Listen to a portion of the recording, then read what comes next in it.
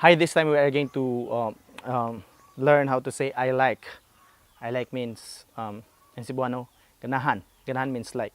Okay, so the word like in Cebuano is ganahan.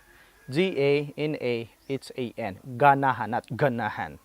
Ganahan. That's simply like. Okay, so for example, ganahan kog manga. In the previous video, we have eating. Okay, I like to. Ganahan. Uh, ganahan kog manga means I like mango.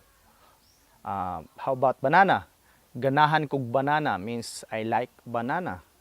Ganahan kog uh, ganahan kog uh, ganahan kog beach. Ganahan kog bye-bye. Bye-bye beach. Ganahan kog um, ganahan kog pedicab. Ganahan kog especially in Dumaguete, ganahan kog tricycle. So that's how you're going to say it. Ganahan kog ganahan means like ku plus ug kuog. You're going to have the shortcut.